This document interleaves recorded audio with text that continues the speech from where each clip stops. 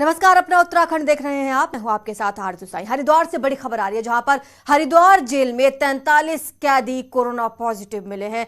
दरअसल हेपेटाइटिस की जांच चल रही थी और इसी दौरान सैंपल्स लिए गए थे इन कैदियों के। इनमें से 43 कैदी पॉजिटिव पाए गए हैं। जेल प्रशासन में इस खबर के आने के बाद हड़कंप मचा हुआ है। कैदियों को क्वारंटीन करने में अब जेल प्रशासन जुटा हुआ है। लगातार कोरोना के मामले उत्तराखंड में बढ़ रहे हैं। सबसे ज्यादा मामले राजधानी देहरादून में सामने आए, लेकिन इसी बीच बड़ी खबर आ गई हरिद्वार से, जहां पर जेल में 43 कैदी कोरोना पॉजिटिव मिले हैं। दरअसल इनकी हेपेटाइटिस की जांच चल रही थी, सैंपल्स लिए गए थे और जब सैंपल्स की रिपोर्ट सामने आई तो पता चला कि 43 कैदी पॉजिटिव हैं, कोरोना पॉजिटिव पाए गए हैं। ये प्रशासन में अब हड़कंप मचा हुआ है। ज्यादा जानकारी हमारे संवाददाता पुलकित शुक्ला हमें देंगे। पुलकित, अब जेल प्रशासन किस तरह से तैयारी कर रहा है इनको क्वारंटीन करने की, और किस तरह से इन्हें स्वास्थ्य सुविधाएं मुहैया कराई जाएंगी? देखिए, कोरोना संक्रमण का ग्राफ जिस तरह से सभी जगह पर बढ़ रहा है, ये काफी चिंताजनक है। और इसी बीच हरिद्वार की जिला जेल से जो 43 कैदी जो संक्रमित पाए गए हैं, ये जेल प्रशासन के लिए और सरकार के लिए भी काफी चिंताजनक स्थिति यहाँ पर बनी हुई है। ये हेपेटाइटिस की जांच के लिए जांच शिविर यहाँ पर लगाया गया था, जिसके दौरान ये सैंपलिंग यहाँ पर की गई थी, क्योंकि जो जांच है उसकी जो रिपोर्ट है करीब 24 घंटे बाद वो आती है। तो उसकी जब रिपोर्ट आई तो उसमें 43 कैदी जो है पॉजिटिव पाए गए हैं। इसकी जानकारी भी जेल प्रशासन को दी गई है और इस जानकारी के बाद से जेल प्रशासन जो है कहीं ना कहीं वहाँ पर हड़कंप की स्थिति बनी हुई है। हालांकि पहले से ही जेल में क्वारंटीन की। एक और सवाल आपसे कि पुलिस प्रशासन में तो हड़कंप मचा ही होगा, वहां पर पुलिस अधिकारियों और बाकी जवानों के भी सैंपल्स लिए गए हैं अब? ये जो शिविर लगाया गया था, ये जाहिर तौर पर जो है कैदियों के लिए लगाया गया था। समय समय पर इस तरह के शिविर जो है कैंप जेल में लगाए जाते हैं, लेकिन क्योंकि अब बड़ी संख्या में जो कैदी हैं वो पॉजिटिव मिले हैं, तो एहतियातन सभी तरह की सैंपलिंग वहां पर की जाएगी। और जेल में पहले से ही क्योंकि क्वारंटीन की व्यवस्था थी, जब कोरोना काल में ये व्यवस्था चल रही थी तो क्वारंटीन वहां पर नए आने वाले कैदी किए जा रहे थे, लेकिन फिलहाल बीच में वो व्यवस्था बंद कर दी गई थी। अब फिर से उस व्यवस्था को लागू किया जाएगा और फिलहाल ये चिन्हीकरण इनका किया जा रहा है कि कौन ये कैदी है, कौन से बंदी है जिनको कोरोना संक्रमित जो पाए गए हैं, और उनको अलग क्वारंटीन किया जाएगा। जी बिल्कुल, और हेपेटाइटिस की जांच के दौरान ये सैंपल्स लिए गए थे और इस दौरान कोरोना पॉजिटिव होने की खबर मिली है। बहुत बहुत शुक्रिया आपका इस तमाम जानकारी के लिए। वहीं उत्तराखंड में कोरोना एक बार फिर से डराने लगा है। राज्य में कोविड से मंगलवार को 3 लोगों की मौत हो गई और कल ही कोरोना के 346 नए केसेस मिले हैं। हालांकि 85 लोग रिकवर भी हुए हैं, लेकिन एक्टिव केसेस 2000 के करीब अभी भी बने हुए हैं। उत्तराखंड में एक्टिव कोविड केसेस अब 1925 हो गए हैं। इससे पहले सोमवार को 275 नए केसेस सामने आए थे। हर रोज मरीजों का आंकड़ा बढ़ता जा रहा है और रोजाना सबसे ज्यादा केस देहरादून में सामने आ रहे हैं। तो उत्तराखंड में कोरोना अब धीरे धीरे अपने पैर पसारता हुआ नजर आ रहा है। कल राज्य में 3 लोगों की कोरोना के कारण मौत हो गई और 346 नए केसेस आए हैं। एक्टिव केसेस अब 2000 के करीब पहुंच गए हैं और हर रोज इसी तरह से मरीजों का आंकड़ा बढ़ता ही जा रहा है। सबसे ज्यादा प्रभाव देहरादून में देखने को मिल रहा है, जहां पर सबसे ज्यादा केसेस आए दिन सामने आ रहे हैं। तो कल कोविड के चलते 3 लोगों की मौत भी हुई थी। हालांकि कुछ लोग रिकवर भी हुए, लेकिन 346 नए मामले आने से अब स्वास्थ्य विभाग एक्टिव मोड में आ गया है और हर रोज मरीजों का आंकड़ा यहां पर बढ़ता जा रहा है।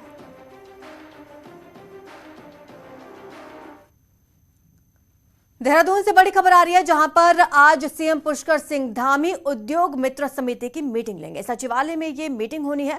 सुबह 11:30 बजे उद्योग सचिव की प्रेस कॉन्फ्रेंस की जाएगी। दोपहर 12:30 बजे 1064 हेल्पलाइन का प्रोग्राम भी रखा गया है। सीएम पुष्कर धामी प्रोग्राम में शामिल होने वाले हैं। तो सचिवालय में ये अहम मीटिंग होनी है आज। देहरादून से बड़ी खबर आपको बता रहे हैं, जहां पर सीएम पुष्कर धामी उद्योग मित्र समिति की मीटिंग लेंगे। सचिवालय में इस मीटिंग का आयोजन किया जाएगा। इसके बाद सुबह 11:30 बजे उद्योग सचिव प्रेस कॉन्फ्रेंस करेंगे और ब्रीफिंग करेंगे। ज्यादा जानकारी हमारे संवाददाता दीपांकर भट्ट हमें देंगे। दीपांकर, और क्या क्या कार्यक्रम रहने वाला है आज? हाँ बिल्कुल, मुख्यमंत्री अब से कुछ देर में बैठक शुरू होने वाली सचिवालय में, जो स्टेट इंडस्ट्री कमेटी की बैठक है। और इस बैठक में मुख्यमंत्री तमाम उद्योगपतियों से मिलेंगी जो स्टेट के उद्योगपति हैं। और खास बात यही है कि मुख्यमंत्री का सीधा फोकस इस बात पे है कि राज्य में किस तरीके से इन्वेस्टमेंट बढ़े, कैसे इंडस्ट्रीज यहाँ पर आए, छोटी इंडस्ट्रीज हो, बड़ी इंडस्ट्रीज हो, सबको यहाँ पर मौका मिले। और तो मुख्यमंत्री इस बैठक को लेने वाले हैं। उसके बाद एक भ्रष्टाचार किस तरीके से मिटे और किस तरह पारदर्शी गवर्नमेंट यहाँ पर मिले उत्तराखंड में, इसकी कोशिश मुख्यमंत्री की अपने दोनों कार्यकाल में अभी तक रही है। तो इस कार्यक्रम में भी एक मुख्यमंत्री का कार्यक्रम 12:30 बजे है, वहां पर भी मुख्यमंत्री शामिल होने वाले हैं। शुक्रिया आपका दीपांकर इस तमाम जानकारी के लिए। तो अहम मीटिंग आज होने वाली है, सीएम पुष्कर धामी इस मीटिंग में मौजूद रहे। मुख्यमंत्री पुष्कर धामी ने मंगलवार को चारधाम पौराणिक पैदल रूट की बुक लॉन्च की। उत्तराखंड टूरिज्म डेवलपमेंट बोर्ड की तरफ से पिछले साल अक्टूबर में ट्रैकिंग टीम को इस रूट पर भेजा गया था, जिसने 50 दिन में करीब 1100 किलोमीटर का रूट कवर किया। मुख्यमंत्री ने कहा कि इस रूट के डेवलप होने से चारधाम यात्रा में और बड़ी संख्या में श्रद्धालु आएंगे। ट्रैकर्स भी ये एक नया रूट लेंगे। मुख्यमंत्री ने कहा कि प्रधानमंत्री मोदी लगातार बद्रीनाथ, केदारनाथ में डेवलपमेंट का काम करवा रहे हैं। साथ ही सीएम धामी ने कहा कि जल्द ही केदारनाथ और हेमकुंड के रोपवे का भी भूमि पूजन किया जाएगा।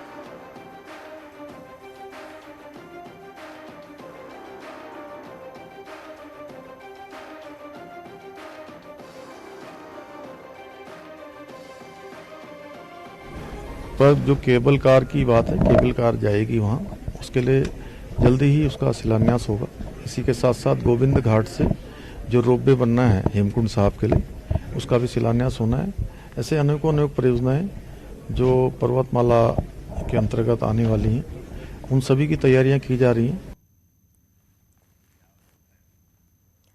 उत्तराखंड में सरकारी मेडिकल कॉलेज में सरकार सीट बढ़ाने जा रही है। अगर बस कुछ शेड्यूल के मुताबिक रहा तो चिकित्सा शिक्षा विभाग श्रीनगर मेडिकल कॉलेज के बाद अब दून मेडिकल कॉलेज में 50 सीटें और बढ़ाई जाएंगी।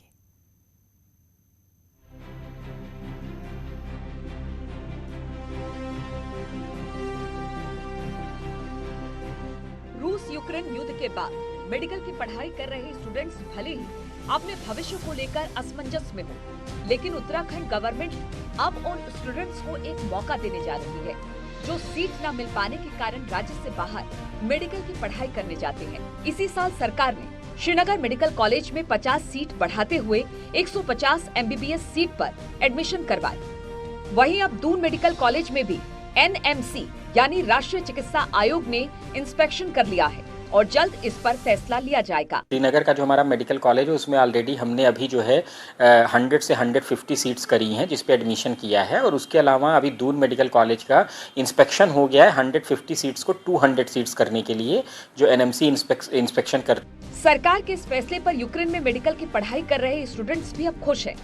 उनका कहना है कि अगर ऐसा होता तो उन स्टूडेंट्स के लिए अच्छा होगा जो सीट न मिल पाने के कारण बाहर पढ़ने जाते हैं। वहीं उनके पेरेंट्स सरकार से चाहते हैं कि यूक्रेन से लौटे प्रदेश के 250 स्टूडेंट्स को लेकर भी सरकार कोई फैसला ले। इंडियन गवर्नमेंट से यही रिक्वेस्ट है कि जल्दी से जल्द इस पे कोई ड्राफ्टिंग हो और जल्दी जल्दी कोई फैसला आए, ताकि हम भी निश्चिंत और हमारे बच्चों का फ्यूचर जो है वो सिक्योर हो सके। अभी हम सरकार से निवेदन करना चाहते हैं कि हमें उत्तराखंड में ही सीट मिल जाए यहीं पे, और जो NMC ने गाइडलाइंस अभी काफ़ी क्लियर नहीं कर रखी हैं कि हमें यहाँ भारत में हमें एकोमोडेशन मिलेगा कि नहीं मिलेगा, तो हम उनसे बस यही रिक्वेस्ट करना चाहेंगे कि हमारे लिए क्लियर गाइडलाइंस प्रस्तुत की जाएं।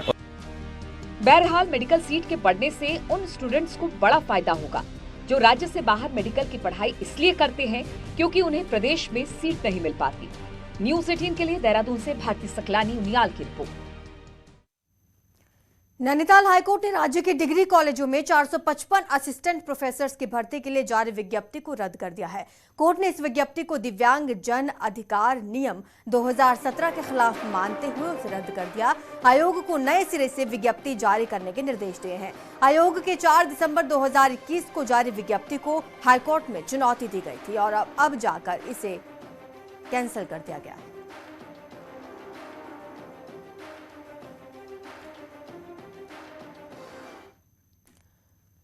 वहीं चमोली से बड़ी खबर है, जहां पर नंदप्रयाग नंदानगर रोड पर एक कार 100 मीटर गहरी खाई में गिर गई। सतोली गांव के पास यह हादसा हुआ। हादसे में एक शख्स की मौत हो गई।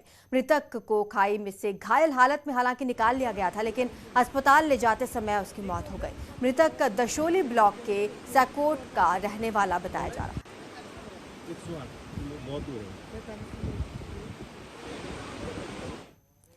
उत्तरकाशी में भी एक हादसा हुआ। यहां नेलांग घाटी रोड पर पहाड़ी से बड़े बड़े बोल्डर गिरे, जिसकी चपेट में आने से एक सेना का जवान इसकी चपेट में आ गया। पहाड़ से गिरे मलबे के साथ सेना का जवान खाई में गिर गया। हालांकि सेना की टीम ने तुरंत जवान का रेस्क्यू किया, लेकिन सेना के जवान की मौत हो गई। हेलीकॉप्टर की मदद से सेना ने जवान के पार्थिव शरीर को घाटी से निकाला। पहाड़ों में बारिश की वजह से लगातार भूस्खलन हो रहा।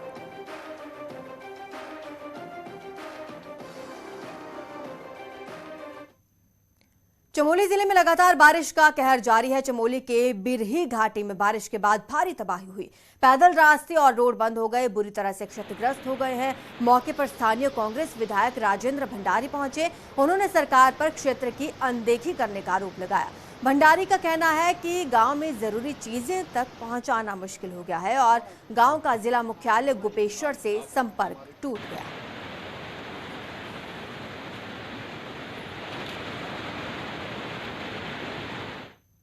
तीस मीटर कम से कम स्पान का पुल बनना चाहता है, वहाँ 12-14 मीटर का बना है, जो कि पहले ही बरसात के दिन में बह गया है।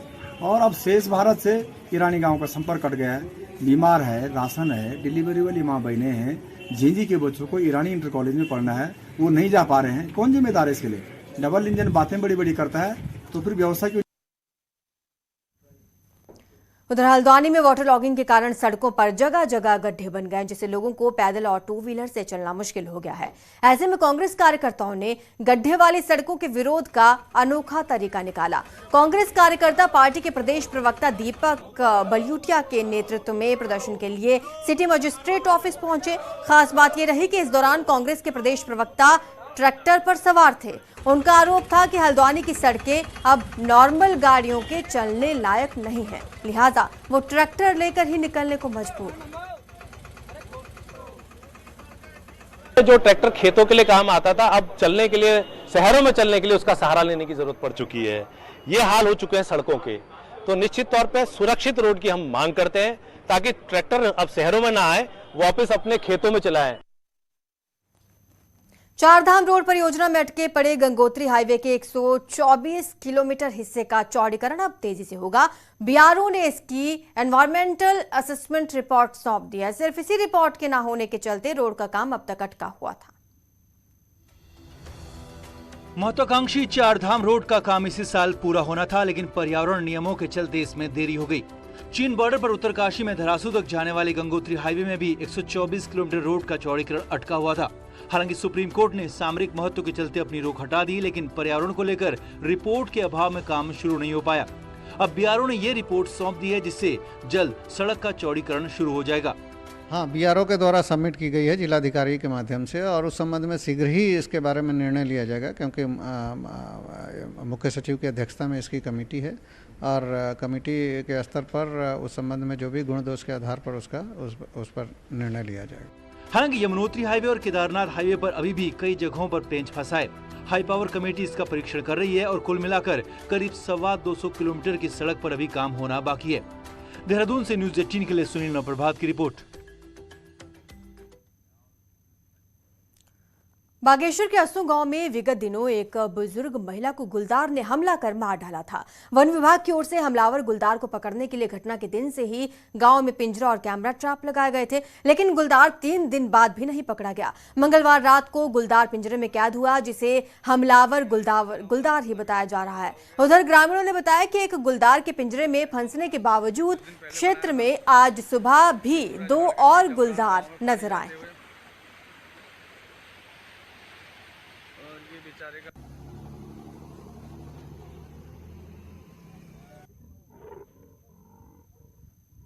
तस्वीरें आप देख रहे हैं, पिंजरे में कैद ये वही गुलदार बताया जा रहा है जिसने बुजुर्ग महिला को कुछ दिन पहले अपना शिकार बना लिया था। लेकिन इसी बीच खबर ये भी आ रही है कि कुछ ग्रामीणों ने 2 और गुलदारों को आज सुबह देखा है। ऐसे में अभी भी वहां के ग्रामीण दहशत में जीने को मजबूर हैं। ये आप ऐसे बताया जा रहा है, और भी है यहाँ, रोज आ रहे हैं, अभी और दोबारा पिंजरा लगाया यहाँ। अगर आपके पास पैन कार्ड है तो सचेत हो जाएं, क्योंकि पैन नंबर का इस्तेमाल कर फर्जी फॉर्म बनाकर दुरुपयोग किया जा रहा है। रुद्रपुर से ऐसी खबर सामने आई जहां पर 2 ट्रांसपोर्टर्स के पैन कार्ड्स का इस्तेमाल कर दिल्ली में फर्जी फॉर्म्स बनाकर जीएसटी में रजिस्टर्ड कर करोड़ों रुपए के सामानों की खरीद बिक्री दर्शाई गई। 2 साल में फर्मों के नाम से चल रहे फर्जीवाड़े की भनक तक ट्रांसपोर्टर्स को नहीं लगी। जब ट्रांसपोर्टर्स ने आईटीआर दाखिल करने की प्रोसेस की तो उन्हें फर्जीवाड़े की जानकारी हुई, जिस पर दोनों ट्रांसपोर्टर्स ने जिला बार एसोसिएशन के अध्यक्ष के साथ एसएसपी से मुलाकात की और फर्जीवाड़े की जानकारी दी। कार्रवाई की मांग उन्होंने की। उनका कहना था कि उन्होंने कभी जीएसटी नंबर के लिए आवेदन ही नहीं किया। एसएसपी ने सीओ सिटी को मामले की पूरी जांच सौंपी है। इन्हीं के आईडी और इन्हीं के फ़ोन नंबर और पैन कार्ड देकर तो इन्होंने एक जीएसटी का फर्म खोल दिया। उस फर्म में दिल्ली में करोड़ों रुपए का ट्रांजैक्शन दिखा दिया। तो बाद जब ये इनकम टैक्स फाइल करने गए, नॉर्मल इनकम टैक्स, तब इनको पता चला कि एक इनके नाम पे फर्म भी खुला हुआ है। तो इस प्रकार की फ्रॉड सामने आई है। हमने प्रारंभिक जांच सीओ सिटी को सौंप दिया है। उधम सिंह नगर में पर्वतीय क्षेत्र में हो रही बारिश से उफनते नाले बाजपुर में बने आफत का सबब बने हुए हैं। नैनीताल रोड पर भारी जल भराव हुआ है। लोगों को इससे दिक्कतें उठानी पड़ रही हैं। हरिपुरा जबरान गांव में गड़प्पू नदी का पानी घुसा हुआ है। किसानों की फसल को नुकसान हुआ है। कई घरों में भी पानी घुस चुका है। गांव का कच्चा संपर्क मार्ग बह गया है। झारखंडी गांव में भी उफनता नाला आफत का सबब बना हुआ है। तस्वीरें आप देख रहे हैं किस तरह से यहां पर जल भराव हुआ है। सड़कें तालाब में तब्दील हो चुकी हैं। एक्सक्लूसिव तस्वीरें आपको दिखा रहे हैं कि बारिश के चलते नदी नाले उफान पर हैं और सड़कों पर इनका पानी आ रहा है। लोगों को आवाजाही में खासी दिक्कतें हो रही हैं। खास बात यह है कि लोगों के घरों और दुकानों में भी ये पानी घुस रहा है। ऐसे में लोगों के लिए ये पानी परेशानी का सबब बना हुआ है। तस्वीरें आप देखिए किस तरह से नाले का पानी सड़कों पर बहता हुआ नजर आ रहा है। कई घरों में भी नाले का पानी घुसा हुआ है। फसलें तबाह हो चुकी हैं और लोगों को पशुओं के लिए चारा तक लाना अब मुश्किल लग रहा है। तस्वीरें देखिए, सड़क पर यहां पर जल भरा हुआ है। उधम सिंह नगर के खटीमा में देर रात से बारिश का सिलसिला जारी है। लगातार बारिश होने से भले ही लोगों को गर्मी और उमस से राहत मिली हो, लेकिन क्षेत्र के कई ग्रामीण जगहों पर जलभराव की स्थिति हो गई है। वहीं पूर्णागिरी कॉलोनी में पानी की निकासी न होने की वजह से पानी अब लोगों के लिए आफत बन चुका है।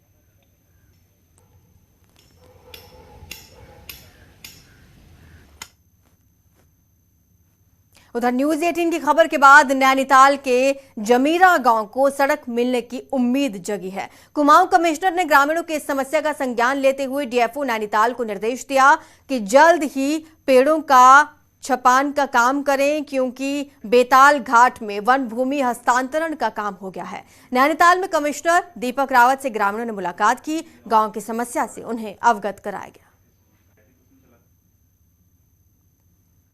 और अभी इसमें नए सिरे से पेड़ों का एक तरह से काउंट होना है, तो उस काउंटिंग को जल्दी करने के लिए मैंने डीएफओ को अभी एक यहाँ से डायरेक्शंस बनाए हैं कि उसमें डिले ना हो, क्योंकि इसमें धनराशि भी उपलब्ध है, ज़मीन भी उपलब्ध है और जल्दी ये काम शुरू हो जाए।